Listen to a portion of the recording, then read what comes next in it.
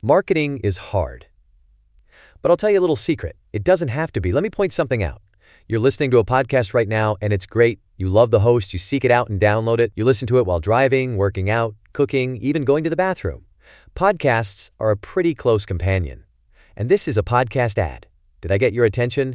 You can reach great listeners like yourself with podcast advertising from Libsyn Ads. Choose from hundreds of top podcasts offering host endorsements, or run a pre-produced ad like this one across thousands of shows to reach your target audience in their favorite podcasts with Libsyn Ads. Go to libsynads.com, that's Libsyn, ads.com today. Wine and Crime contains graphic and explicit content which may not be suitable for some listeners. Listener discretion is advised.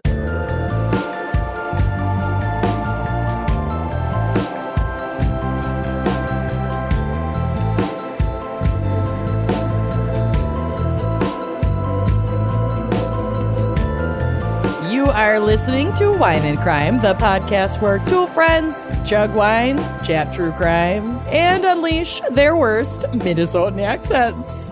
Yeah. I'm Amanda. I'm Lucy.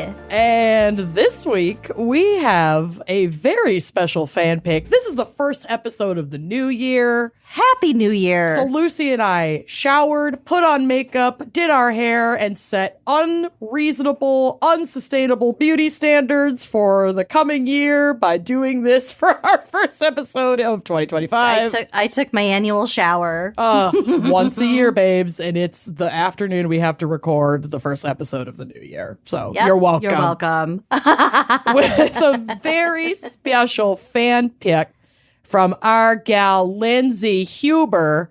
Lindsay Huber. Yep. And Lucy, do you want to share this little bit? Yeah, I think I would. Okay. So Lindsay shared a little bit with us about her family, a recent loss, and thus the inspiration for this topic. So Lindsay says, this past summer, I lost my dog, Whiskey, and had been thinking of sponsoring a Whiskey Crimes episode. Whiskey Crimes episode in his memory. And since I'd want to basically dedicate this episode to my pupperino, I wondered if I could also submit a little something about whiskey for the gals to read in the intro. Because Lindsay wrote an obituary. Whiskey himself listened to many episodes I'd play them at home, and I'm sure he would be touched to hear the gals learn a little bit about him. Yay! Oh my God, I love a dog obit. Remember in a Manic episode after Burke died when I made you edit with a fine-tooth comb a dog obit because I was determined to have it published in the newspaper, but then I got the quote on how much it would cost and immediately was like, I'm not doing this. It's per character. You were going to pay like $650 minimum. And I was like, all right, I'm grieving, but I'm not grieving that much. It was a beautiful tribute. Regardless. I have no idea where it is or what it said. So I'm sure it's still in my email. If I can find it, we're going to post it online. Yes. Thank you for going on that journey with me and supporting your manic friend. Yes. Not that this makes you manic, Lindsay. No. All Amanda I'm was saying manic. is I went about this differently. Okay, here's Whiskey's obit. Whiskey crossed the Rainbow Bridge on June 22nd, 2024.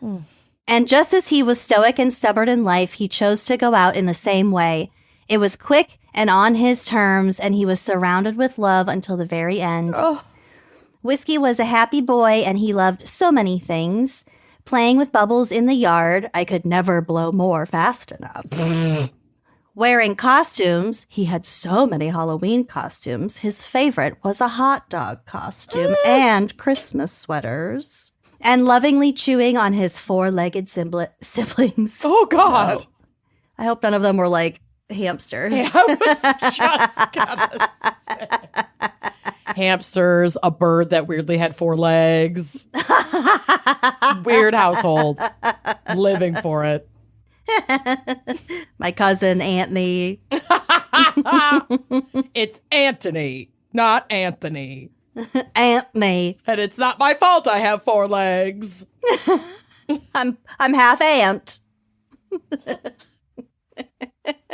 Sorry, we're both really high right now. Yeah, what is happening? Okay, continue. Whiskey loved playing and eating snow, playing Find the Cookie, which was finding hidden treats, playing fetch, and playing hide and seek with me. Find the Cookie's a little different in my house. True. Find the cookie. Find the cookie. It's a hidden treat. Rolling in the grass like a horse, being brushed even though it tickled, and he'd shake almost immediately after I was finished. Oh, God. Chin scritches, belly rubs, butt scratches, chewing on Nyla bones, ripping up toys to find the squeaker. Yep. Also means something different in my house. Find the squeaker. Eating grass and keeping watch and barking out the window at anything and everything. Using the Christmas tree, raspberry bushes, and anything else he could get underneath as a back and butt scratcher. Better than a toilet, babe. Mm-hmm. I was expecting toilet. Well, toilets are too smooth. No, I mean like he was peeing on them. Oh, I thought you meant Using getting them under as a a toilet. Yes. Christmas tree, raspberry bush.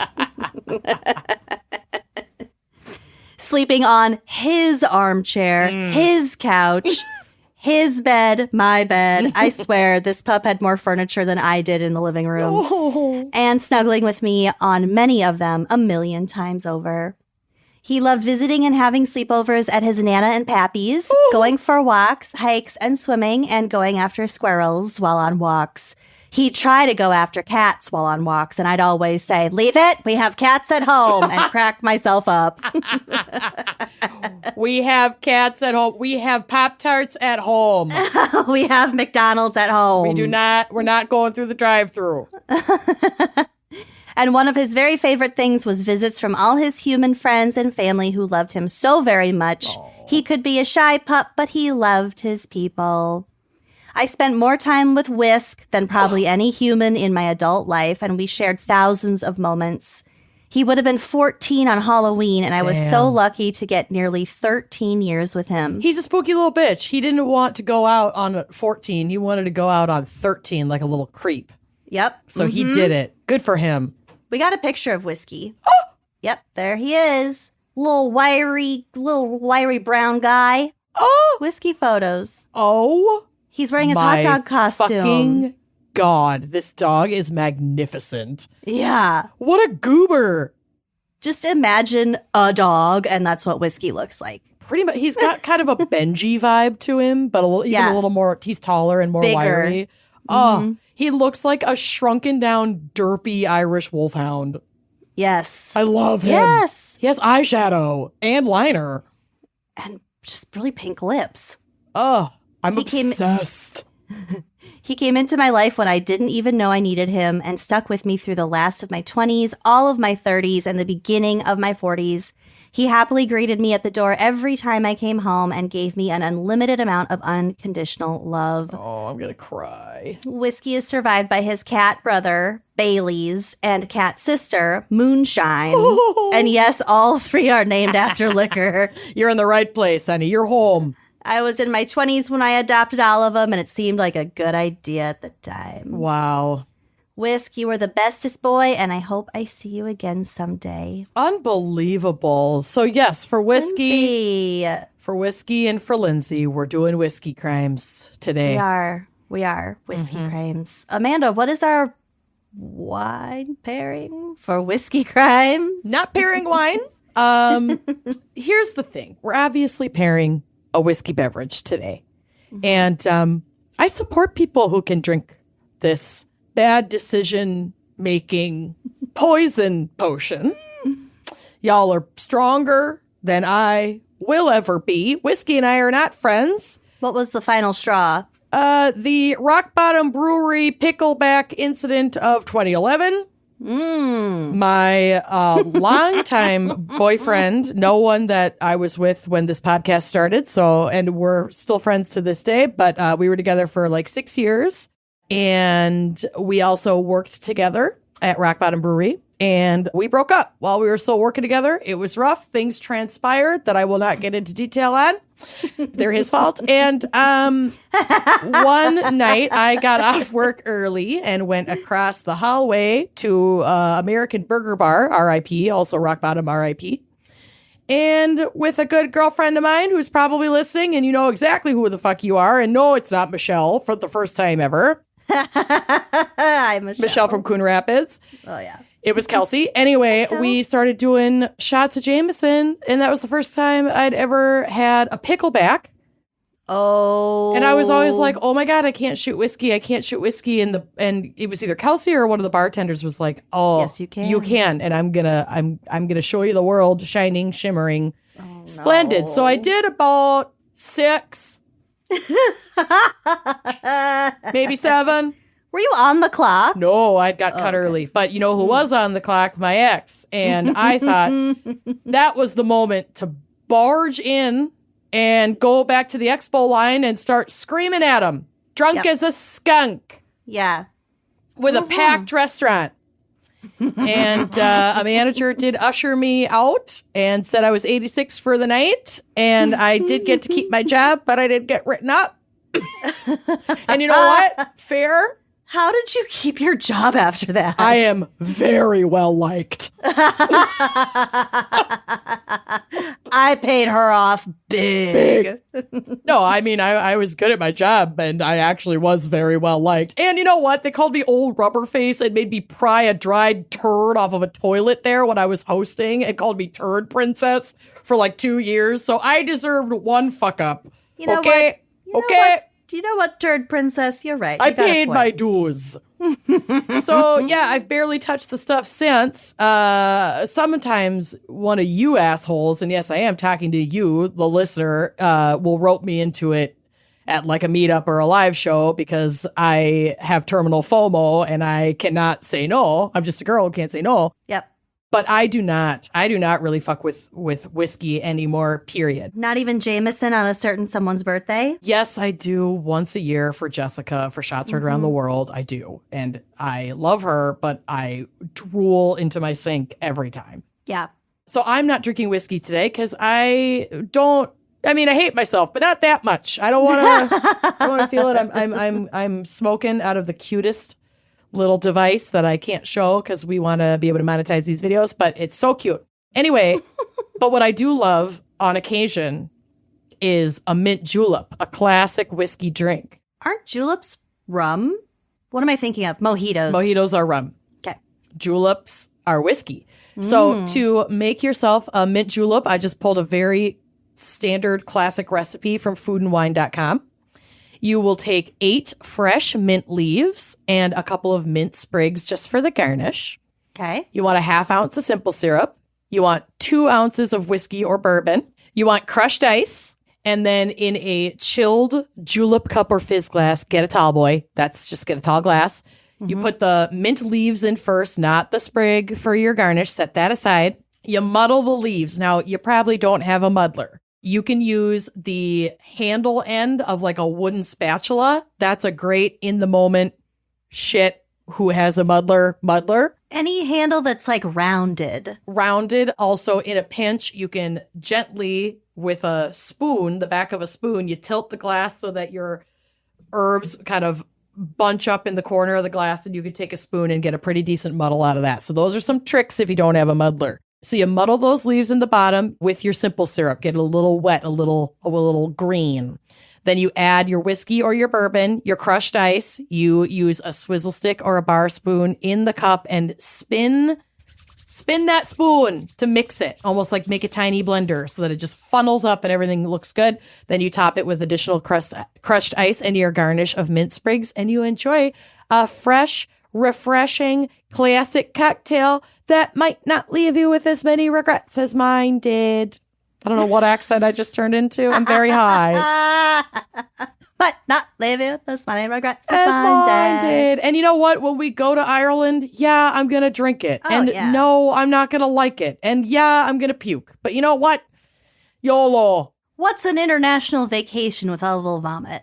Literally. I puked so much on like my last day and a half in fucking Rome. Italy, South Africa. Those are the only international trips you and I have been on together. But there was puke in both of them. half the time. Yes. God bless it. Well, I had some Jameson in my liquor cabinet. Jamie Coke? Jamo Coke. Yum. Yum.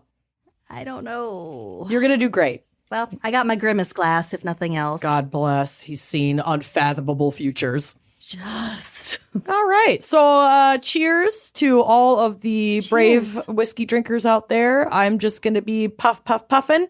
And should we take a little break to hear a word from our sponsors? I would love that. Here's the thing. It's kind of gross out.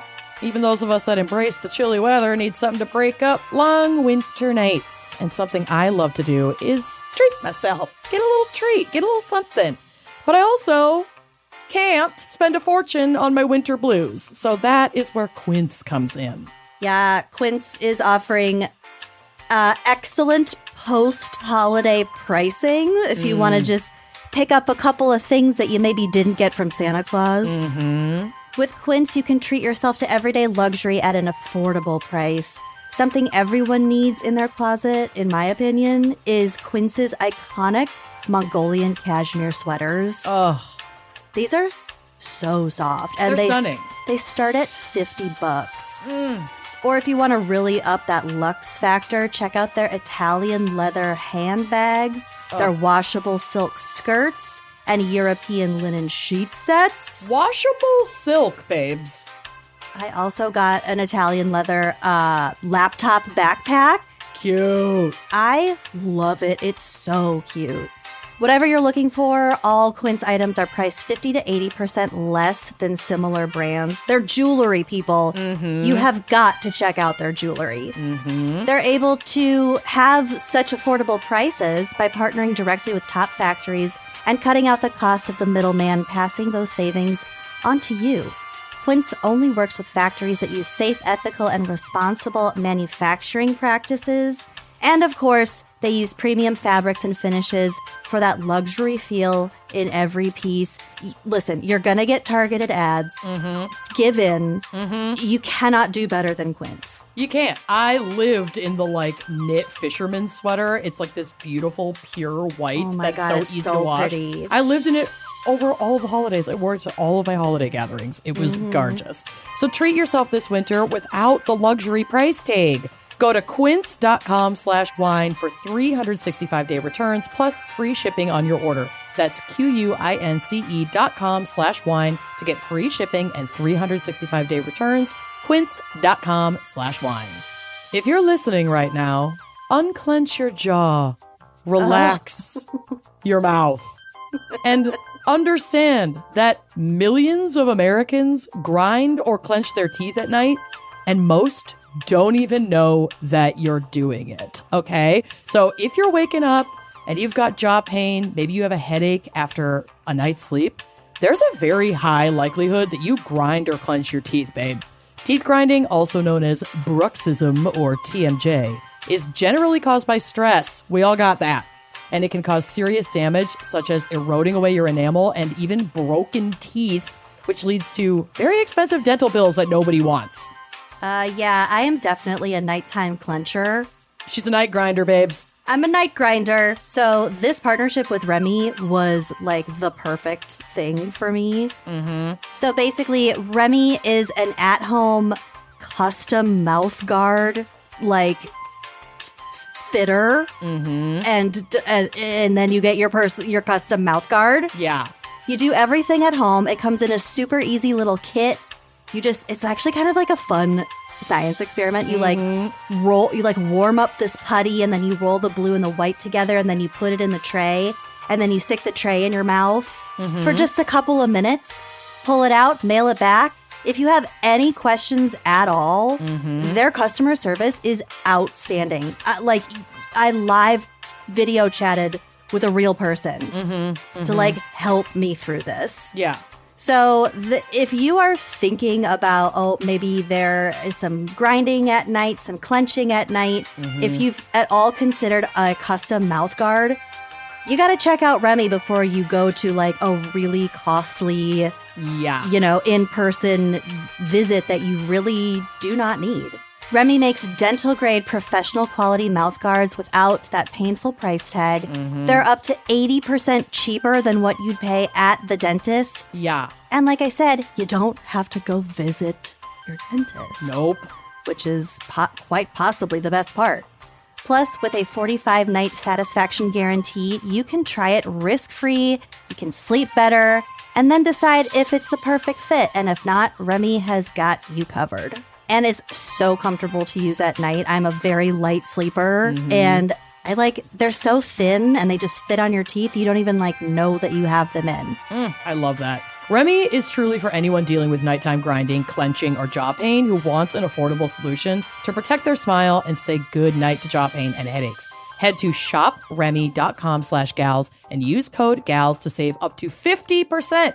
That's 50% off at shopremi.com/gals with code GALS. So give your teeth a break without breaking the bank with Remy. And thank you, Remy, for sponsoring this episode.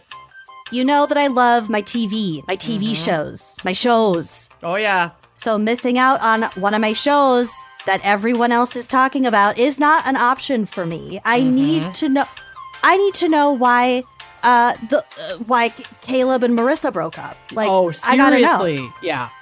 I am constantly signing up for this streaming service or that one, a free week here, and then several months later, I realized that I've been paying for this service way after I finished the entire season. Oops. But getting Rocket Money was a total game changer for me. They will find your unwanted subscriptions and even help you cancel them, so you never have to worry about them slipping through the cracks. Rocket Money is your best friend. It's also a personal finance app that helps find and cancel your unwanted subscriptions. It monitors your spending and helps lower your bills so you can grow your savings. See all of your subscriptions in one place and know exactly where your money is going for once in your dang life. For ones you don't want anymore, Rocket Money can help you cancel them. This is truly a millennial phone anxiety haver's dream. I never would have made those calls, babe. Now Rocket Money can take care of it. Rocket Money's dashboard gives you a clear view of your expenses across all of your linked accounts. You can easily create a personalized budget with custom categories to keep your spending on track. You can get alerts if bills increase in price, if there's unusual spending activity, or if you're close to going over that budget that you set. And they have the new goals feature that automatically saves money for you so you don't have to think about it. Maybe you have a credit card bill you want to pay off, or you want to put away money for a house, or you just really want to build that savings. Rocket Money makes it so easy. Rocket Money will even try to negotiate lower bills for you. They will automatically scan your bills to find opportunities to save. Then you can ask them to negotiate for you. They'll deal with customer service so you don't have to. It is a dream. Rocket Money has over 5 million users and has saved a total of $500 million in canceled subscriptions, saving members up to $740 a year when using all of the app's premium features. Cancel your unwanted subscriptions and reach your financial goals faster with Rocket Money. Go to rocketmoney.com/gals today. That's rocketmoney.com/gals. rocketmoney.com/gals. Lucy, what is our background? Maybe psych, maybe a case for whiskey crimes? Well, I got no psych because, Yeah. it's just whiskey. Whiskey, with or without an E. Sometimes it's WHISKY and sometimes it's EY. We'll get to it. Whiskey is a type of liquor made from fermented grain mash. So various grains, some of which might be malted. So if a grain is malted, that means that they've just been steeped a little bit, so they germinate just a little bit, and that releases sugars and carbohydrates that affect the flavor and also the color of the resulting grain juice, aka alcohol. So these various grains are used for different varieties of whiskeys, and those grains include barley, corn, rye, wheat, grains. Miss American Pie. Drove my Chevy to the levee, but the levee was dry. The levee was not malted. And them good old boys were drinking whiskey and rye, thinking this will be the day that I die. Because we're whiskey and rye. I might die. Bad idea. Whiskey is typically aged in wooden casks, which are typically made of charred white oak. Charred. But uncharred white oak casks, which were previously used for the aging of port, rum, or sherry, are also sometimes used. So sometimes they go into uncharted territory. Yes! Clever girl. You get one pun a year, and I blew it on the first day. Second. Oh, yeah. But they're kind of like tenured casks, which is sort of like what I got out of it. Like it retains some of the flavors and colors from things that have been previous, like sweeter things like the sherry, the rum. Oh, yeah. Just like wine. Just like wine. It's all in a cask. Yeah. Whiskey is a strictly regulated spirit worldwide with many classes and types. The typical unifying characteristics of the different classes and types are the fermentation of the grains, the distillation, and the aging in wooden barrels. Mm-hmm. So back to the spelling of whiskey. So whiskey with an EY is used in Ireland and the United States, while whiskey with just a Y is more often used in Scotland, Canada, and pretty much everywhere else. Mm-hmm. Mm-hmm. So some people like to mansplain and say, well, it depends on the country of origin is how you spell it. Right. But like, not really. It depends on the country you're writing it. Mm-hmm. So in the U.S., since the 1960s, American writers have just pretty much used the EY whiskey. Mm-hmm.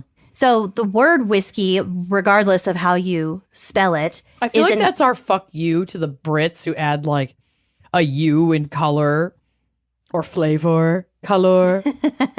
Yeah, well, we're going to put an E in whiskey. Bitch. Behavior. Yeah.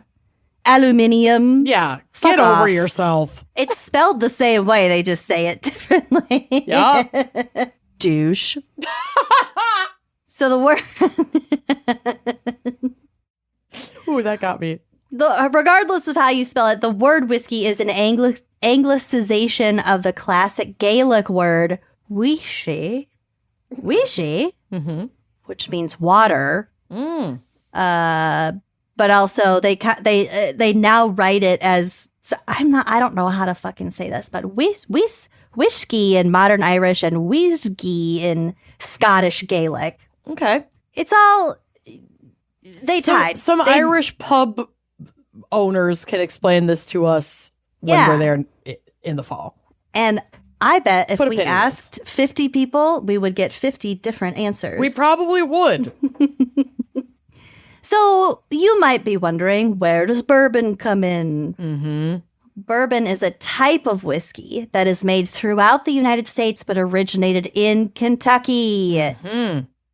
Bourbon is made with at least 51% corn, along with other grains such as, again, wheat, rye, barley, whatever. And a mint julep is like a Kentucky classic, so it'll say bourbon in all of those recipes. But it's yes and. There's like a slightly different flavor profile to it, but if you're not real good at whiskey, you're probably not going to fucking notice the difference. I can taste a difference, and in my mind, bourbon tastes worse than whiskey. Yeah. It has more of that raw, kind of chemically, like your brain is like, something's wrong, spit it out. Mm-hmm.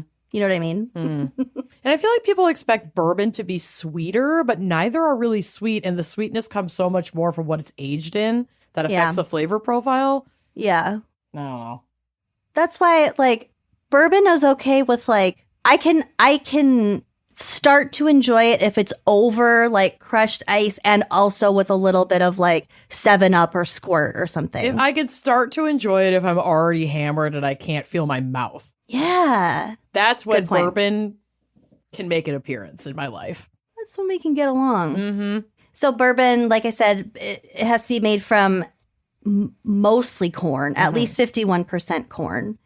The production process for bourbon involves distilling the fermented grains and aging the resulting spirit in never-before-used charred oak barrels, so those fresh ones, for at least 2 years. Okay.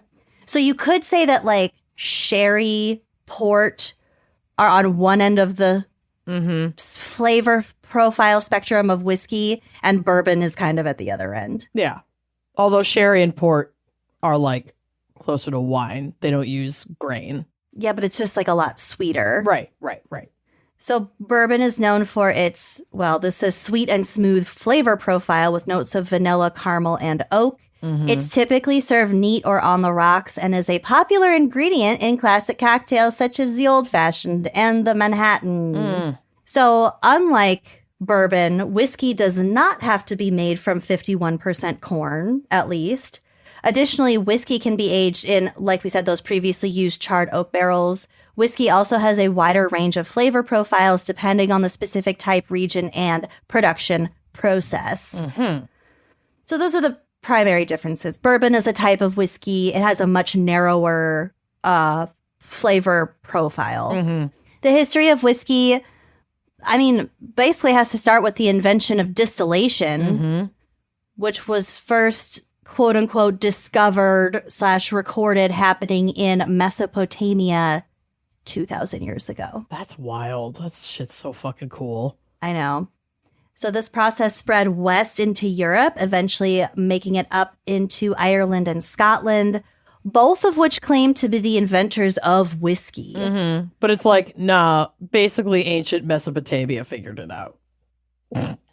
Yeah, I mean, maybe they weren't making whiskey, but they were distilling something into spirits. I mean, humans have been fucking stumbling upon and then figuring out ways to make booze since we could walk upright. But that's... Okay, so that's kind of my point. Mm-hmm. Neither Ireland or Scotland had grapes, so can't get drunk off no grapes. Mm-hmm. But what they lacked in grapes, they more than made up for with grains like barley, wheat, etc. Mm-hmm. So they already had all the stuff. If they hadn't actually developed the process yet, they definitely had the ingredients. And then all of a sudden it's like, they try something and then 2 months later it's fermented, it's whiskey, and they're like, oh, yeah, okay, now we're gonna party. We killed it. So it was called aquavitae by the Scots, and in 1405 the term whiskey was found in the Annals of Clonmacnoise. I love the Annals of Clonmacnoise. Annals of Clonmacnoise, which is an ancient book of Irish history. So is aquavit, as we know it today, what that is? Because isn't aquavit a clear liquor? So aquavit is a distilled spirit that is principally produced in Scandinavia, where it has been produced since the 15th century. Well, okay then. Totally different things. So, well, it's also distilled from grain or potatoes, and it's also flavored with spices and herbs. Okay, so they use a similar process, different like aging and storage. Yeah. Northern Germany up into Scandinavia, and yeah, it's got more of that licoricey. It's definitely not anise. The same ingredients. Caraway. I don't like it. Oh, I do. I don't. You do? Yeah, I like aquavit. Okay. I know. I'm weird. There aren't many liquors I can't deal with, and that's one of them. Out. Let me lift Whoa. this. They were really hanging. Hello. They really were. Hanging milkers 2025. Told you we were bringing new content to the pod. Check out these milk Head on bags. over to YouTube, see the video. Yeah, let's grow that Uncorked subscription. This is what you came for, right?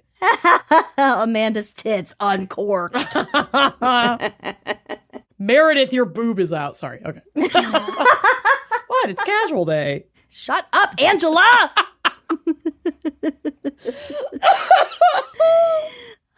Okay, so between Ireland, Scotland, whiskey, say they both invented it. It's a tie. Let's move on. Like, there's literally no way to know. Everybody it was probably calm down. Both of you. Yeah. Two innovations can happen simultaneously based on the innovations of generations before you.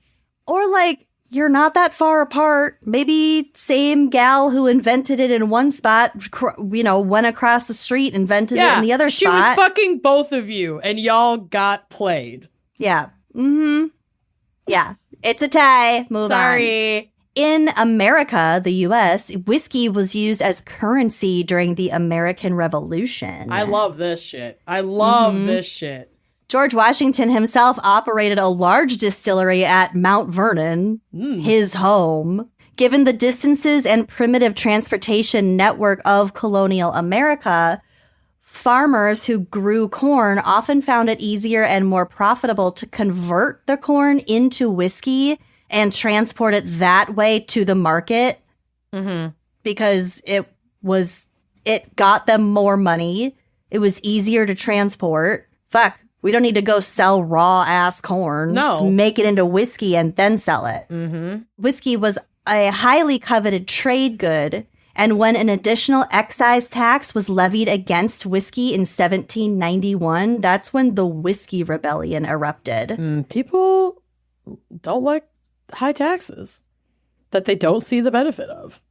I'm here for it. The tax thing is, I get it, but like, you can't have inflation without higher taxation. No, I mean, you're not going to be able to perpetually cut taxes. No, I mean, I know. I know you know. But yeah, but so like America had become like its own nation 72 hours earlier. Yeah. And then they were like, okay, we have a lot of debts to pay off because of the Revolutionary War. Like, we built this government, but it costs us a lot of money. So they created this special tax to put specifically on whiskey to make up for those debts. And people went berserk. Well, yeah, because everybody's drinking.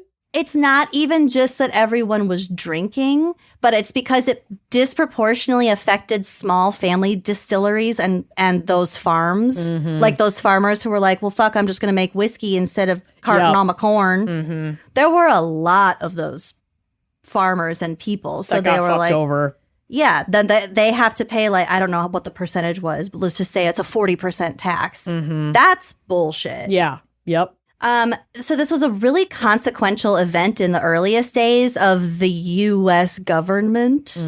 People would like abduct the tax collectors and like tar and feather them. Yikes. But also, I mean, that would be a shitty way to be harmed or killed. Yeah, I don't think we talk enough about tarring and feathering. I'm fine with how much we talk about tarring and feathering. It's a hot tar. Yeah. I don't want to discuss it much further. It's not great. No, it's really bad. So a little bit more about how Americans have used whiskey as currency. And a lot of this information that I'm going to read next comes to us from Bernie Drake, who was a past president of the Peoria Historical Society. Okay. So during the Civil War, Peoria, which, if you're unfamiliar, is a bustling metropolis on the Illinois River. The town actually funded, like I said, the Union's war effort. No, this is different. This is the Civil War. Okay. Peoria funded the Union's war efforts and played a pivotal role in helping the Union defeat the traitorous seditionists in the South. Peoria's economic importance as this, like, world capital of whiskey production helped secure victory over the South because the feds, again, were charging taxes on alcohol to directly fund war efforts. So, quote, prior to the Civil War, the only income the federal government had came from tariffs and, well, we'll get to the Revolutionary War. So that these tariffs had to pay for the war. But in previous wars, such as the Revolutionary War and the War of 1812, the government would pass a temporary income tax to pay for the war. So that Revolutionary War, the Whiskey Rebellion tax, that was only ever meant to be temporary. Okay. But which now, adds probably to people being pissed off when they're like, well, we got to keep it because we have all this debt. Yeah, I mean, because they were expecting it to go away when the war was over, and now they're like, psych, we're broke. Yeah. Well, I think they implemented it after the war was over, but it doesn't matter. The point is kind of the same. But in the Civil War, it wasn't enough money to only do it temporarily, so the Union instituted what was known as the sin tax. That was going to be a permanent tax on alcohol. S-I-N or S-Y-N-T-A-X? S-I-N space T-A-X. Okay. A tax for sinful things. So that was alcohol and tobacco. So they instituted this in 1862. By the late 1880s, so 25-ish years later, this tax was providing the single largest annual revenue stream for the federal government. Damn. So like we would have been fucked without it. Yeah. Essentially. I mean, I think we still do have a form of the sin tax, don't we? Mm-hmm. We pay a lot in taxes for cigarettes and alcohol, let alone weed in the states where that's legal. Mm-hmm. Mm-hmm. So records show that as much as 50% of the national sin tax revenue collected by the government during the Civil War originated from the Peoria-Pekin 5th Federal Tax District. So Peoria. So this was generated largely by Peoria distilleries and breweries. 50%. That's wild. Of the national revenue from the sin tax basically came from Peoria. Yeah, which reflects like how much product they were moving. Mm-hmm. They were essentially supplying all of America. Or at least enough that it got to all the people who drank most of it. Yeah, that's wild. So back to the mansplainers a little bit. Although some whiskey purists might argue that the majority of the nation's whiskey was made in Kentucky by the late 1800s, mm-hmm. Actual historical data refute that misconception. Actually, by 1880, the 200 distilleries located in Kentucky produced 15 million gallons of proof alcohol. But in Peoria, in that same time, they had 10 distilleries producing 18 million gallons of proof alcohol. Damn. So 15 million in Kentucky, but with more distilleries, but 18 million gallons in Peoria with 50% fewer distilleries. And the reason is because Peoria had industrialized the production of alcohol. Because again, we're talking late 1800s. Yeah, they'd figured out the mass production side of it. I also couldn't help but think of like, you know, General Motors, I think Detroit, Michigan. That's like who first invented the assembly line. Yeah. So maybe these Midwestern companies were industrializing more rapidly because it was just right in their own backyard. Mm-hmm, mm-hmm. And I mean, you also have to keep in mind that like hubs of industry on the coasts were in pretty densely populated areas like New York, mm-hmm. At the time, Boston. Mm-hmm. So in the Midwest, we had more literal space to build factories and like experiment, quote unquote, or develop that kind of technology. And also we're just like better than you and smarter than you and more innovative than you. So there's that too. Well, they did invent the computer in Iowa. Yeah, they goddamn did. Don't at me. I know that there are like 7 billion iterations of computer. Including just a room full of women doing arithmetic by hand. Mm-hmm. I am a computer. No, you're not. I gotta take a sip of this. It might be awful. Have you not sipped it yet? No, I've been afraid. Not bad. Went through a whole range of emotions in that sip. I felt like the Brittany Broski kombucha. The meme. Love that bitch. Okay, here's my favorite part about this little history segment. Due to a special exemption granted by the federal government to select Peoria distillers,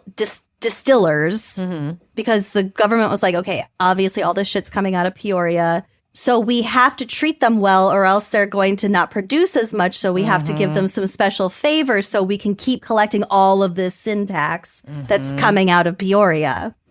Some distilleries in Peoria, or River City, I think that's Peoria, remained in legal operation during Prohibition. So just a reminder, Prohibition lasted from 1920 to 1933. I cannot believe it was 13 fucking years. Yeah, there were some bigger breweries, too, that also stayed in operation, even if they shifted some of their manufacturing to something else. But weren't they just canning water? Yeah, some of them were, but I mean, I think some of them were also like still making booze. Well, yeah. Okay. So Prohibition was from 1920 to 1933. This sin tax was still in effect, obviously, through that. My God, Helen was alive during Prohibition. That's disgusting. Like she was 3 when it started and 16 when it ended. Just in time. Seriously, luck. Just in time for her to get drunk one time in like her 70s off of mudslides. with my aunts. She got drunk and didn't remember having sex with your grandpa, so that was the virgin birth of your father. No. She never actually said that.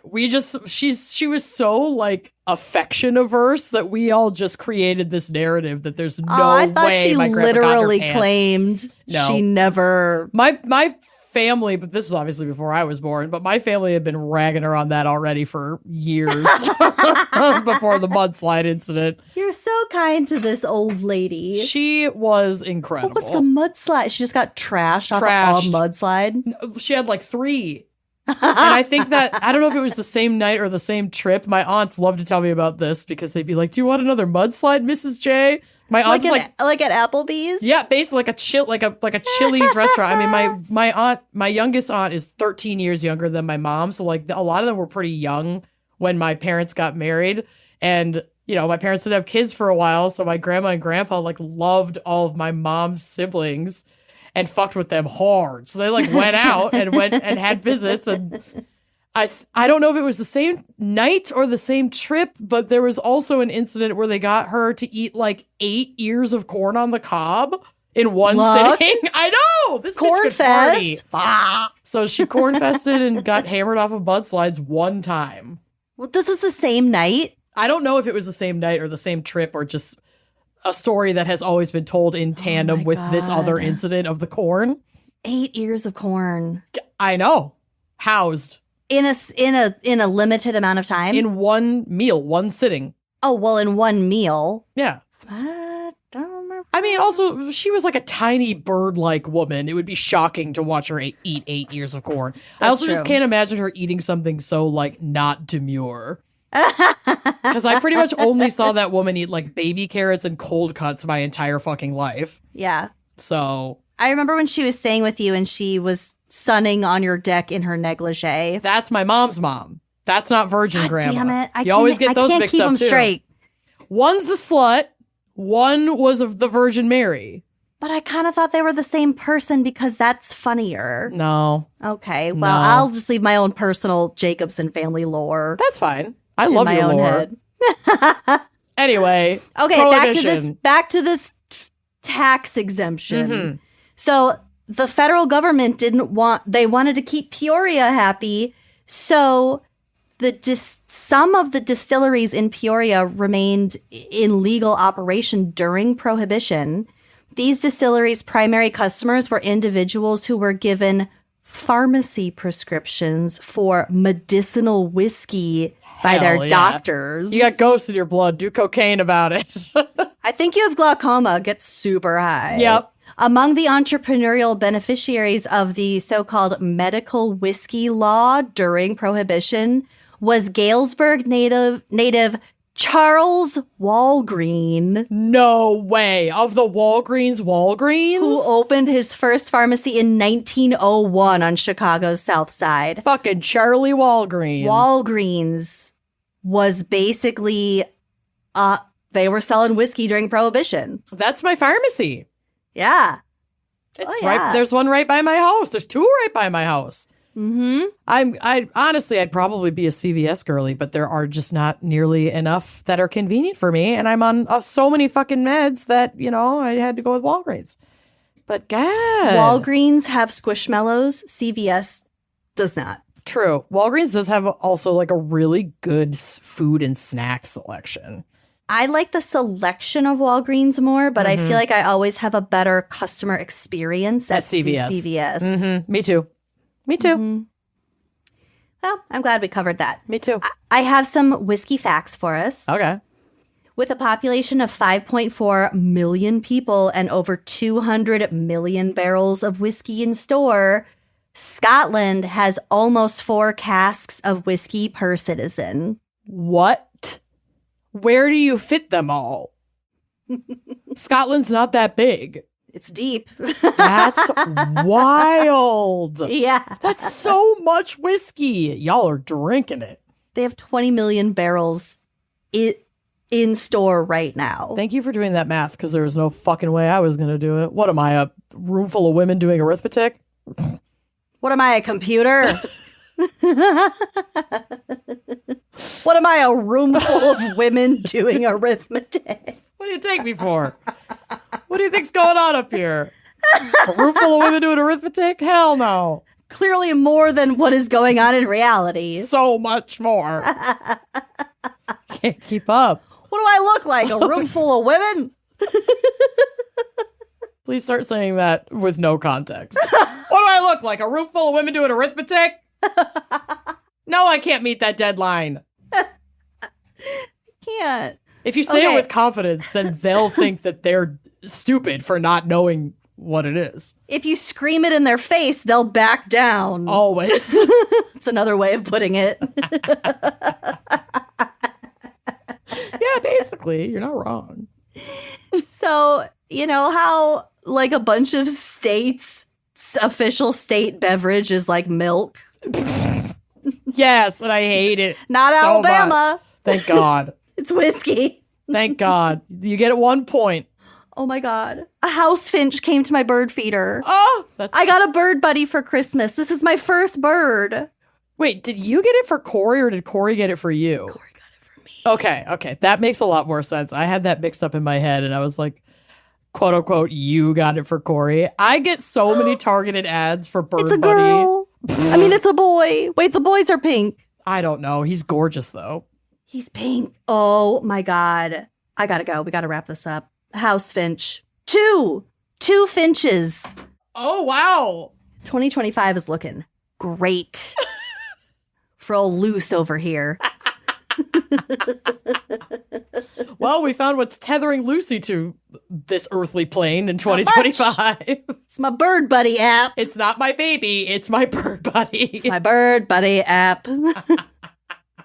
All right. Official state beverage of Alabama, whiskey. Also, Mountain Dew was originally supposed to be a chaser for whiskey specifically. That tracks, and it does work.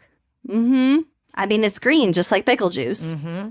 Tragically, both Drake and Conor McGregor both own whiskey brands. Yeah. Everybody owns a booze brand these days. Even us. Even us. Which we still have inventory. So please check out the Gal's Wine at wineandgrindpodcast.com. The average measure of whiskey, so like a shot of whiskey, has 64 calories, which is less than a banana. Love that. Healthy. You're saving money. You are. Mm-hmm. You're burning calories by drinking it. Wild turkey relies on the same strain of live yeast for consistent quality across its bourbons. Ooh, if that yeast like ever dies. Mother. Well, and I know they like pull a new section off. It's like this is generations of the same like birthed yeast over and over and over and over again. But if that yeast line goes out, don't worry. There is an emergency plan in case anything happens to its Kentucky distillery. Okay. The company has secret caches of its proprietary yeast hidden across the country. Under malls with the nukes. Under Home Depot buckets. Probably caches. That's buck. Yeah.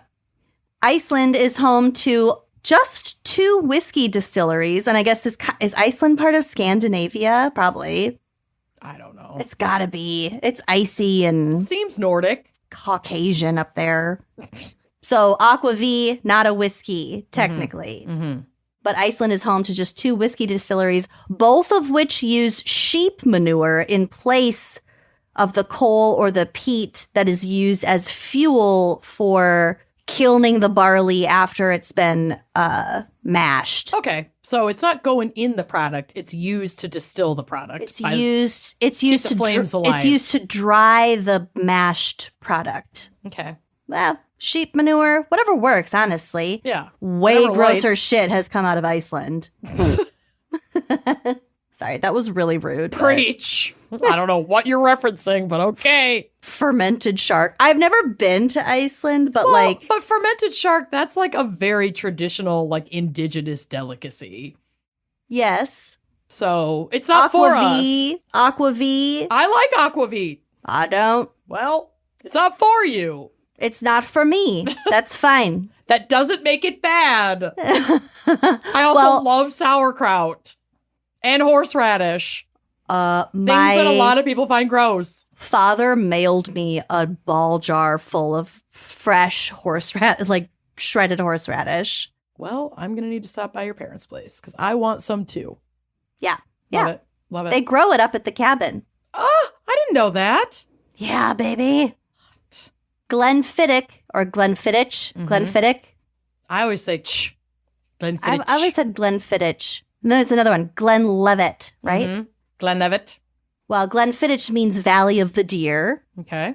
And also, fun fact, Jack Daniels ran away from his stepmother at the age of 6 and learned to distill whiskey from a Lutheran minister. Love that. What a fun story that is. If that is not factual, you can take it up with Ben. Oh.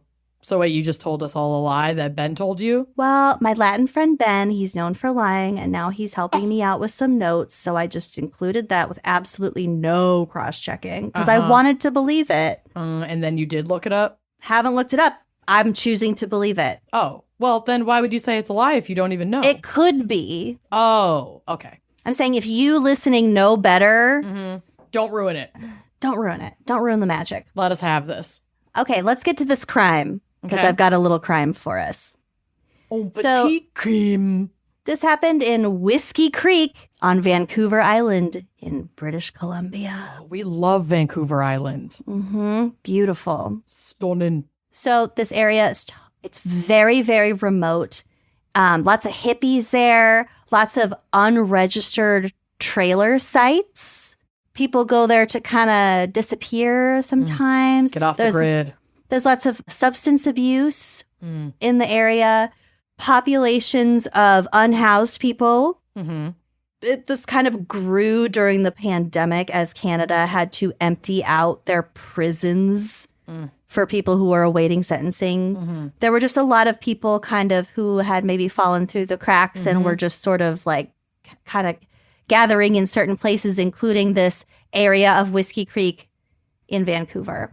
It's also beautiful.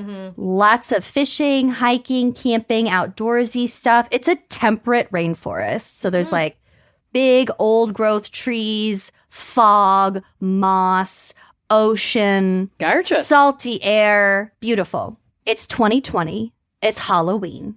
Ooh. That night, there are reports of loud bangs, possibly gunshots on the island. Uh-oh. But at that time, no one called the police because they were like, well, it could be fireworks. There's also a lot of outdoor target shooting in that area because it's really remote and it's, there's not like a lot of authority out there. So like no one called the cops. It's Halloween night. The next day, the next morning, there is a report of smoke coming from the woods around 6 a.m. Okay. But the cops were like, whatever. Like there's a bunch of like homeless people out there. There's a bunch of unregistered trailers, like what, whatever the cops would say. They're probably lighting a fire. When they do respond, by the time they respond, they found 2 completely burnt out trailers with 2 people inside. Oh, fuck. Unclear whether they were each in a separate trailer or they were both in the same trailer, but there were 2 trailers burned and 2 bodies found. And they determined that these people were shot prior to being left to burn in these trailers. So someone might have been trying to hide evidence. Yep. In an early news article, the police state that they will likely have to use DNA evidence to identify the bodies. So that was pretty bad. Pretty bad. That same afternoon, after they found these 2 people in the trailers, the afternoon of November 1st, a dirt biker found a man lying face down on Melrose Forest Service Road. That man was later pronounced to be dead at the scene. I'm pretty sure he was shot. I don't know the details. The 2 people in the trailer were shot for sure. Were shot. Not sure about the guy on the path. And then a 4th man was found shot in the shoulder. He survived. Damn. He just had a shoulder wound. Oceanside RCMP, Royal Mountain Police. Royal Caribbean Cruise Line. Yes.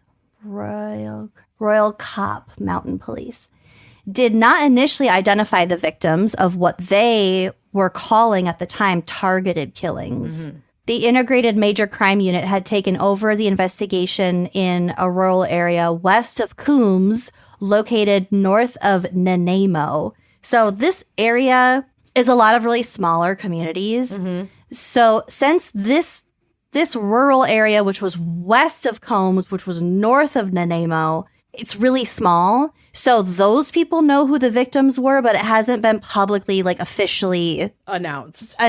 Okay.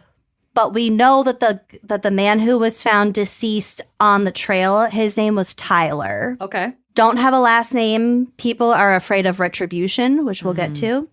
The two people in the trailers were Shanda Atkinson and her partner, Sean McGrath. Okay. So Sean McGrath, who was 52 years old, had a lengthy criminal record and allegedly had the word crazy tattooed across his back. All right. Which we're not judging with tattoos. No. But it's just a detail because I will say, as of now, this case is not solved. Mm-hmm. So the victim found face down on the Forest Service Road was Tyler, who was by all reports kind, soft-hearted. He grew up on the island. He camped and fished and did all the normal things. Mm-hmm. He also grew up with a learning disability that his mother said led to bullying, pretty pronounced bullying throughout his childhood, but also into his adulthood too. Mm-hmm. I think this is a quote from his mother, or at least from this article. Throughout his adulthood, Tyler had a tough time finding and keeping a job. Tyler's father owns a business and offers him employment, but working together proves difficult for both of them. Tyler's mother recalls her boy trying to make a go of several occupations. He was a mover, a roofer, a cleaner. Mm-hmm. So he didn't get along with his dad for whatever reason, and he's just kind of bouncing around job to job. And his criminal history, was that mostly like drug charges? He got into some addiction issues. Yeah. But there was no criminal history to speak of as far as like violent crime or anything like that. I only bring that up just to serve as a reminder, just to take those criminal histories sometimes with a grain of salt, because it's like the same terminology used, whether it's a history of violent crime or like a history of really things that are crimes because they're exploitative of the penal system and they pay money to put people who have issues with addiction behind bars. we will kind of get to that too. Yeah, so it's not like he was a fucking like murderer or abuser that we know of. He was victimized from his childhood, adolescence, into adulthood. Another anonymous source says, quote, he was picked on. He never fought back. He never stood up for himself. He was a very loving person. He wouldn't hurt a fly. Poor guy. He was a good, gentle man that only ever wanted to help people. He wasn't a thief. He wasn't a robber. He wasn't a thug. He wasn't a drug dealer. He was just escaping something, I guess. So he developed a substance abuse disorder. He faced housing insecurity and eventually lived in this like campsite with the unregistered trailers. The police haven't identified a motive for Tyler's killing. The common conception is that he was just at the wrong place at the wrong time. Yeah. But due to the killers not being caught, his family is afraid to actually like speak out about what they might or might not know. So going back to this other man who was found dead in the trailer, Sean, the 52-year-old partner, was allegedly a drug trafficker and also allegedly the target of the attack that killed these three people and wounded another. Okay. His girlfriend, Shanda, is believed to be an unfortunate bystander that was killed. And given Tyler's substance addiction and also where they thought he was living at the time, it does track that he might have begun staying with these two victims or at least like hanging out at their place. Yeah, I could have been there to get drugs and then other just been there hanging out or whatever. Yeah, just the wrong place, wrong time. And he's on the road because maybe he tried to get away and they caught up with him and killed him. because he saw shit he shouldn't have seen. So this fourth victim, who survived with a gunshot wound to the shoulder, has not been identified and also has never spoken out about what happened. So he probably knows who the fuck did it. Again, they probably know who did it, and the bad people might have shot him in the shoulder to be like, we can fucking kill you. Right.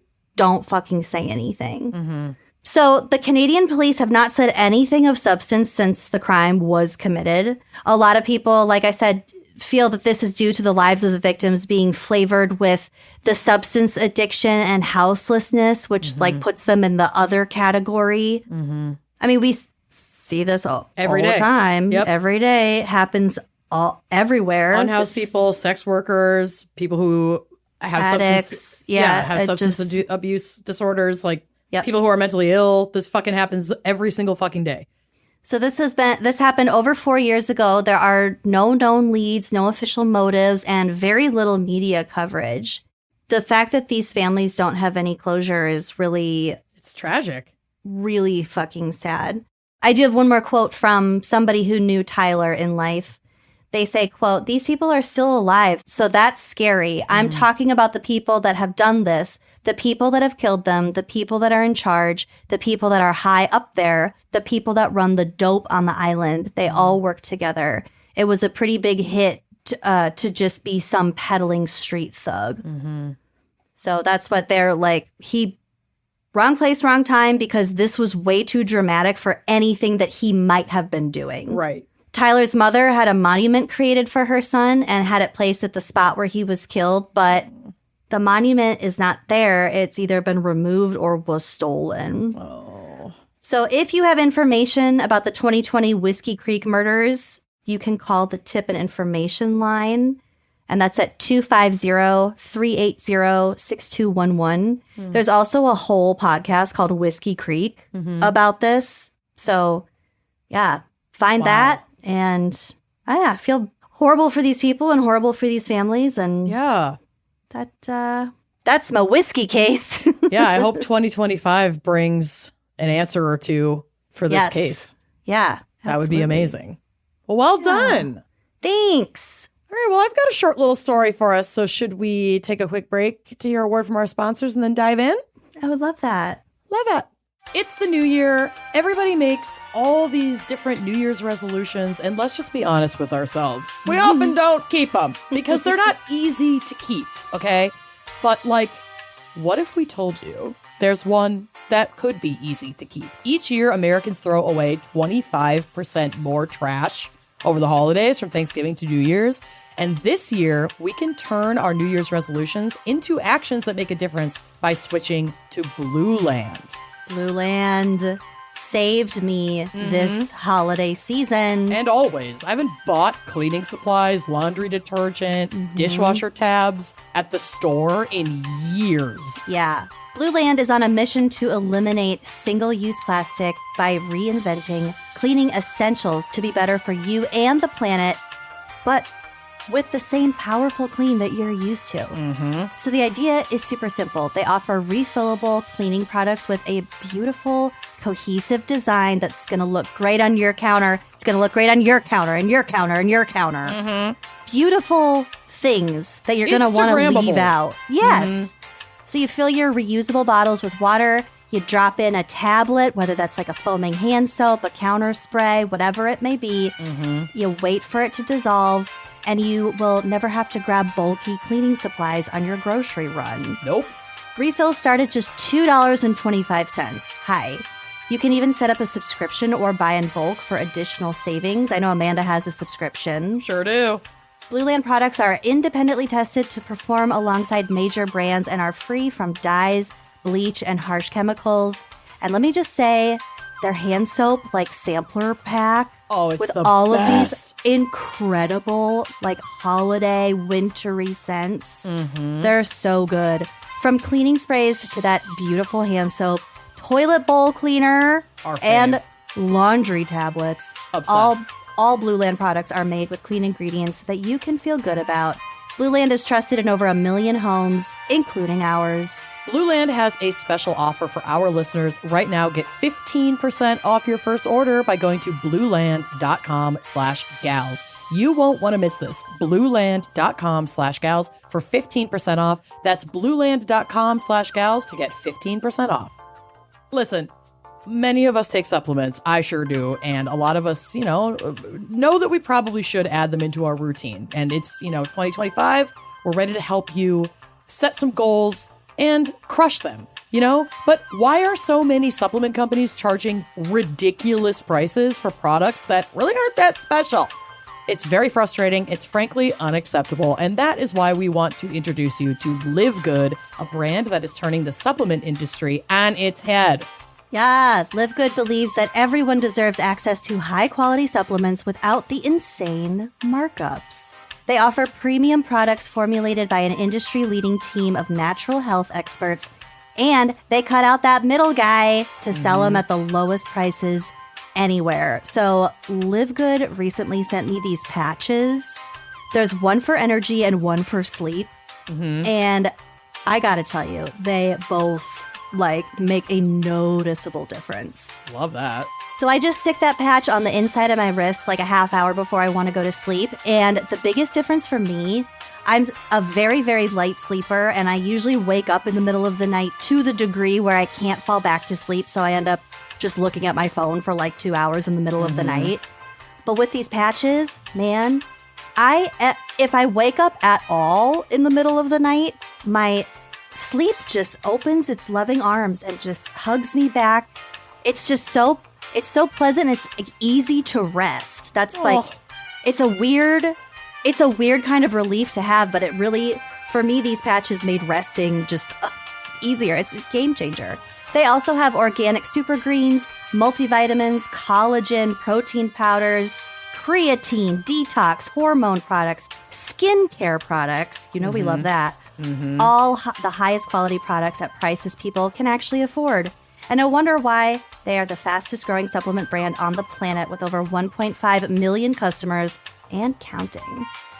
So if you're ready to make the switch and start saving, we'll make it even easier for you. Use our link and you can save an additional 10% off your first order on top of the already lowest prices. Just go to livegood.com/gals to save 10% on your first order. That's livegood.com/gals.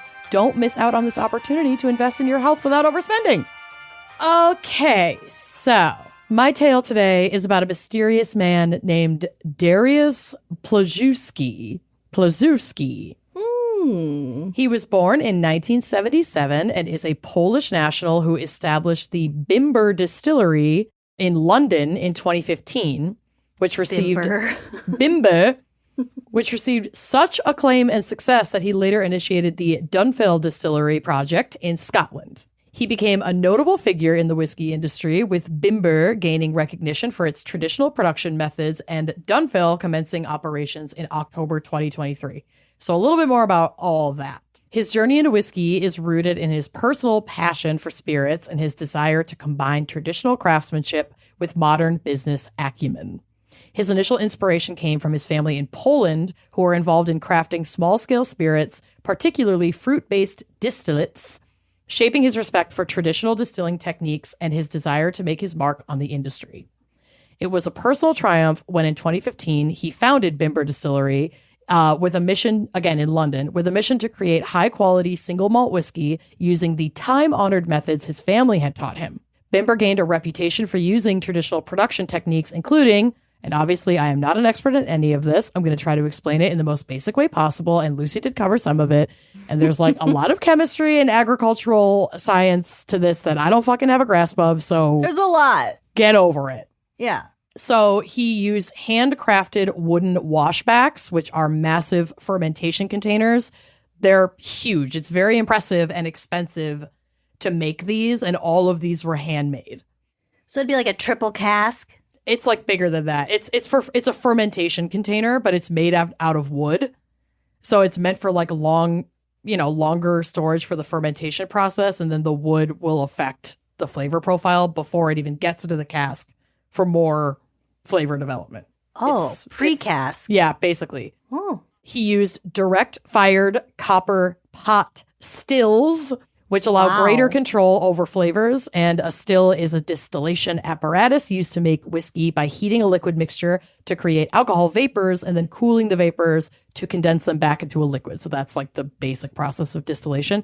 And the pictures of the ones he used are on the drive. So they're beautiful and they look very expensive. I'm still on the whiskey pictures. Oh, that's the cutest whiskey of all. Damn. They're pretty. They're beautiful. He used a technique for the barley which was sourced from a single British farm, so locally sourced, and they used a technique called floor malting, which is a time-consuming traditional method of prepping the malt after it's germinated, which you talked about, which like makes grain into malt. They have like very specific moisture requirements to get it to germinate just right, and then they'll move it to basically spread it at a very specific thickness across like a concrete floor in like a barn that's only for this purpose. And then they tend to it meticulously to make sure the temperatures and moisture levels in that room with the malt are consistently conducive to this like additional malting phase of prep for it to be used. Germinates like just enough. Mm-hmm. Yeah. Mm-hmm. So, I would imagine that'd be a babies. really sensitive process. Yes. And then the casks were hand selected for aging, including ex-bourbon casks, sherry, and specialty casks. So like Lucy said, the cask is the wooden barrel for aging, and the wood can be selected, like the cask can be selected specifically with wood that's treated or soaked with a specific thing, like ex-bourbon. It used to be soaked in bourbon, and now we're using that cask to age the whiskey in, and that adds additional layers to the flavor profile. So like a sherry cask whiskey is going to have like a sweetness to it and like pull in some of that wine element to it. So, darker color. Yeah, it's the same thing with wine. What you age it in probably has the largest impact on the flavor profile, even more than like the grape in a lot of situations. So these methods are labor intensive because they are not automated. Like everything is tended to meticulously by hand, and they produce an exquisite product. So it took 4 years to release his first market-ready batch. Bimber released its first single malt whiskey in 2019 to significant acclaim. It sold out within minutes. Like they launched it on like their website, which they've been hyping up, and it was gone.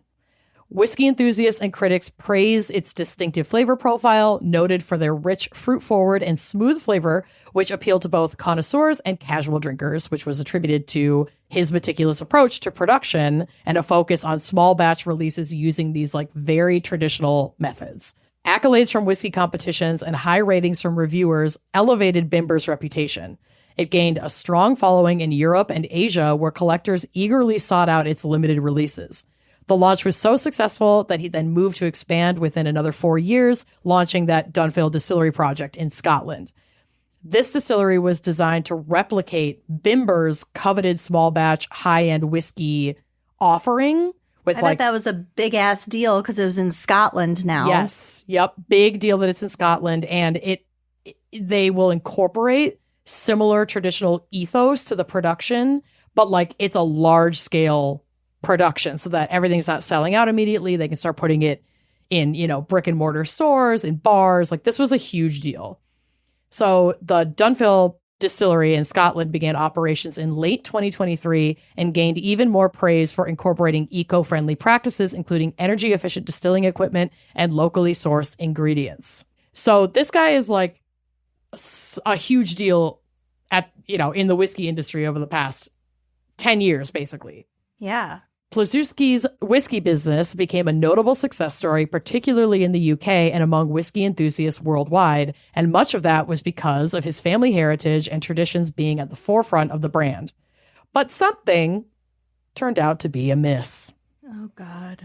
So in early 2024, mere months after the Dunfield Distillery project launched and was like shelling out whiskey, it was revealed that Plazuski had been living under a false identity for 20 years.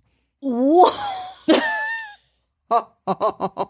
He had fled Poland in 2004 to evade a 3-year prison sentence for, we'll get to it. Oh, it's got to be good. He was arrested in England in 2024 following an extradition request from Polish authorities who charged him with conspiracy to commit murder and drug-related offenses dating back to the late 1990s. Capitalism gonna capital, though, so following his arrest, the management... So you're fine. You're fine. The management of both Bimber and Dunfield distilleries underwent reorganization to ensure continued operations. So they just distanced themselves from him, and they were like, but we have all the recipes and we own, all of the production. So we're still going to make this. Just don't look over there. This is fine. Whatever this is, it's fine. You don't know anything. You don't know fucking anything. And you're expendable, so. So Darius Plazi was actually born Lucas Ratajewski. Ugh. I should have known. I know. Didn't see that coming. And was living under a false identity for about 20 years due to an investigation by Polish authorities for long-standing criminal charges, including conspiracy to commit murder, drug offenses, and a prior conviction for illegal firearm possession. Investigators uncovered discrepancies in his immigration and identity documents, which flagged his true identity and led to his arrest. This included inconsistencies in his reported background and the timeline of his arrival in the UK, as well as fingerprint evidence confirming him to be Lucas Ratajewski from those previous gun charges.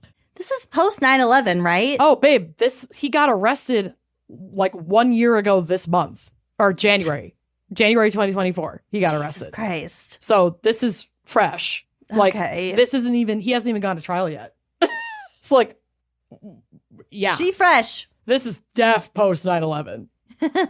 His sudden rise to fame in the whiskey business that put him and his photo in the spotlight were def the nail in the coffin. Had he kept a lower profile than that, he just kind of exploded after he was known after 2015 when he started putting out this Bimber whiskey, but it was again, it was a smaller situation.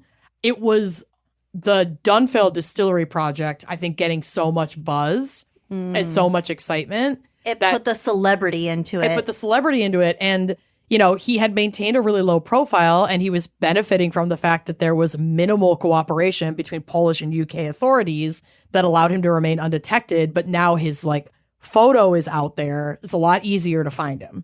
Yeah. He was convicted of illegal firearm possession in Poland and sentenced to 3 years in prison in 2004, but fled Poland before serving his sentence, becoming a fugitive. Polish authorities allege that Ratajewski was involved in organized criminal activities in the late 90s and early 2000s. These activities reportedly include connections to violent crimes and drug trafficking networks. One of the most serious charges against Ratajewski is conspiracy to commit murder dating back to the late 1990s, but specific details about the plot and the intended victim or victims remain undisclosed, because again, this hasn't gone to trial yet. Yeah. This charge, however, underscores his alleged role in a criminal organization. So it's likely that he was part of an organized crime ring, in that he would have been in his late teens, early 20s. When he got wrapped up in this, because he's only 46 or 47 now. Right. So I guess, no, 20 years ago, he would have been 25, 26, 27. So he's still young. You're an idiot at that age. But we'll kind of get to that. So he is accused of participating in large-scale drug trafficking operations in Poland at this time in the 90s, 2000s. These offenses involve manufacturing and distributing illegal substances, including cannabis, LSD, and heroin, further tying him to organized crime groups because of the severity and danger of the drugs. Obviously not pot, but heroin and LSD can get sketchy, especially if you have no clue how it's made. Yeah, I also feel if heroin's highly addictive. If you're going to be the one trafficking these things and dealing these things, you probably have a knowledge of these things. Possibly. I don't know. I mean, you'd think, but that's speculation. Yeah, that's entirely on my part. But who knows? I would argue, who knows? It's not I would unlikely. argue that the harder the drug, maybe the worse things you're into. But well, maybe not even necessarily worse things you're into, because I can imagine there are a lot of people who deal heroin but don't participate. But, you really have to I'm not trying to paint with a wide brush. No. I'm just saying But I think maybe to your point, probably more likely. To your point, you do have to kind of detach yourself pretty hard from your humanity to just like willingly sell heroin, like such a deadly fucking drug, to other people. So like, you know, even if you're not doing it, you're no princess if you're fucking selling people heroin. Yeah, not great. not the best. You know, start a podcast. You don't have to fucking sell heroin.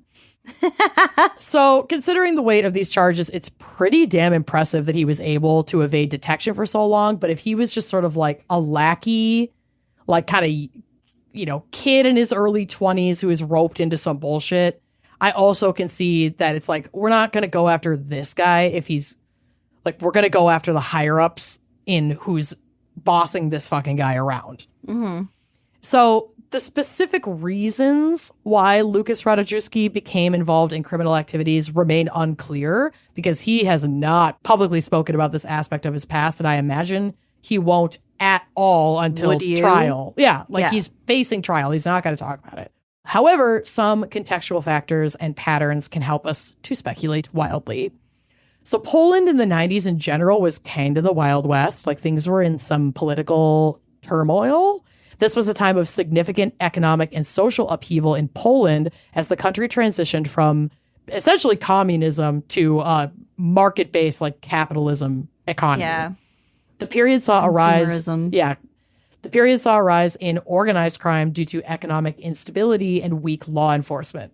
During this time, criminal organizations capitalized on the vacuum created by the dismantling of state controls, offering lucrative opportunities in drug trafficking, smuggling, and arms dealing. These groups often recruited young individuals from lower income or marginalized backgrounds, offering wealth and status that were otherwise unattainable. And Lucas was young and impressionable. Again, we don't know a whole lot about his childhood because he hasn't fucking told anybody, but it's not unlikely that he grew up poor. And so this was like something that could make him and his family some money. You know what I mean? So it's easy to believe that he could have been recruited into this work given the context of the time. And as we learn more about like his specific circumstances, we might get some more details around that. I'm so curious if we'll be able to access any kind of court documents because he's going to be tried in Poland. So I don't know what we'll be able to see, but I hope there's like decent reporting on this because I'm so curious like what his story is. I want to know so bad. And also, like, it's so easy with the holes that currently exist in his backstory to kind of, like, make wild assumptions and come to different conclusions. And it very well might be something completely different. Yeah. He clearly didn't lie about all of his past because he did bring a very niche and specific set of skills with him into his new life. So I have a feeling that, like, a lot of the vague shit he said about his family and like what he learned from his family and his family making these like fruit-based distilled beverages was true. Like that part seems to track. As far as like what his understanding might have been too. Mm-hmm.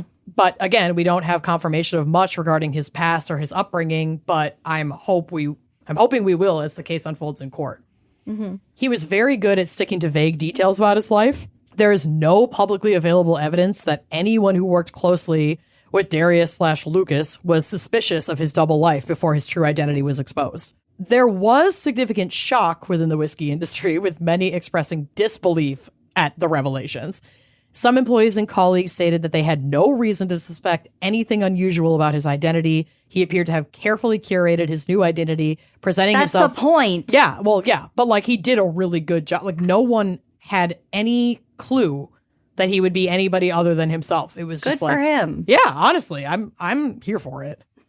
He presented himself as a passionate and skilled entrepreneur in the whiskey industry. And people really liked working with him. Like, all of this helped him avoid scrutiny.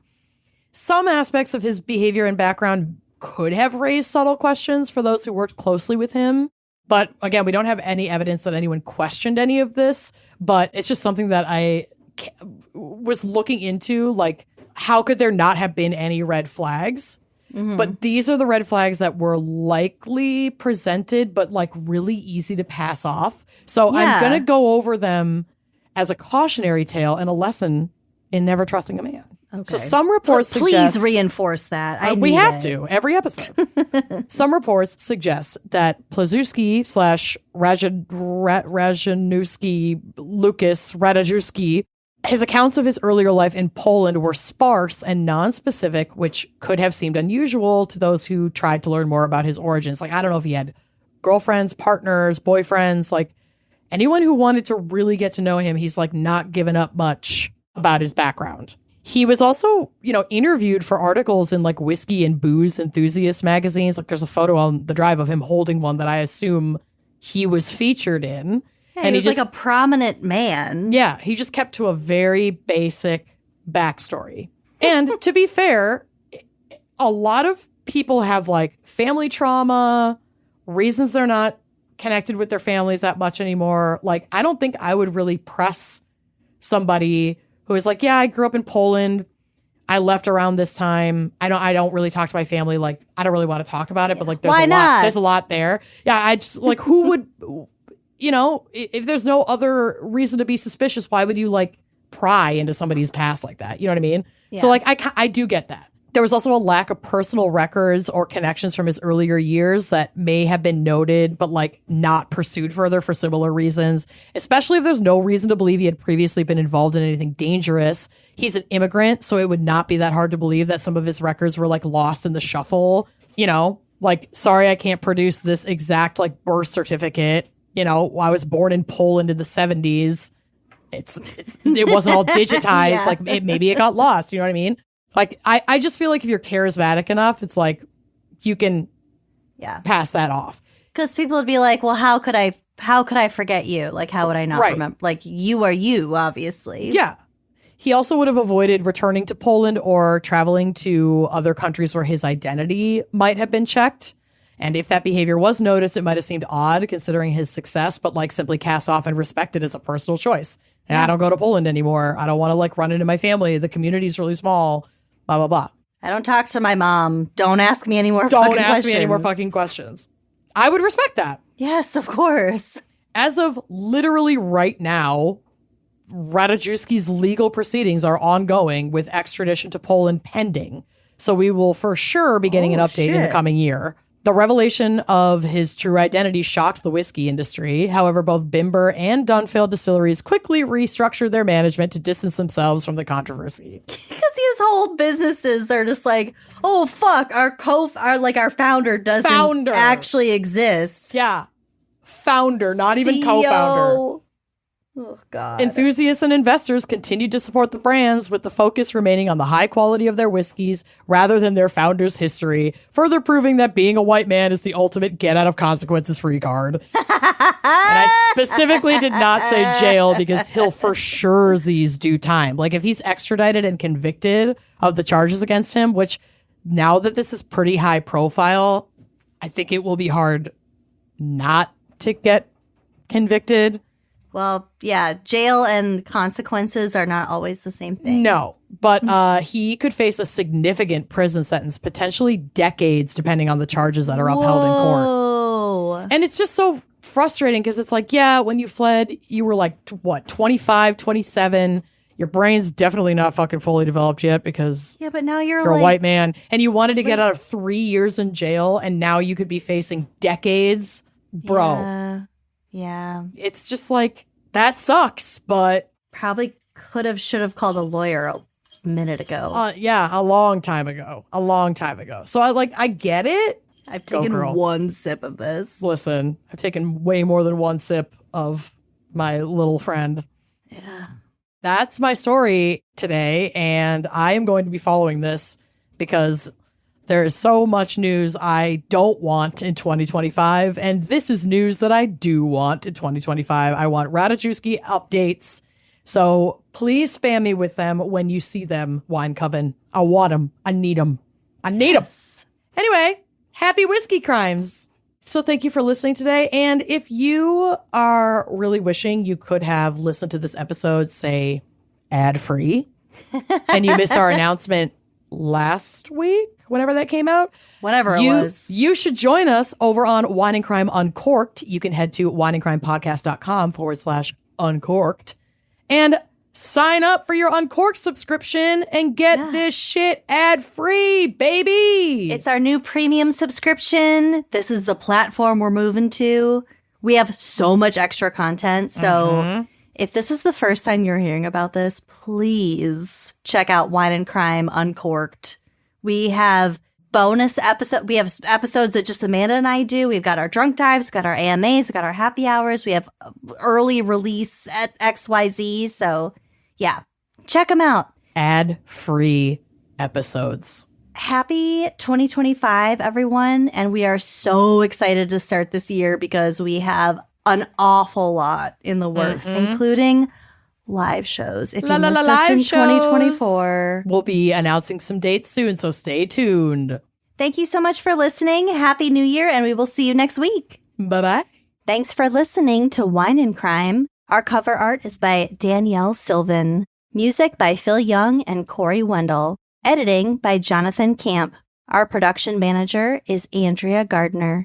For photos, sources, and other resources, head to wineandcrimepodcast.com. You can follow us on all the socials at Wine and Crime Pod.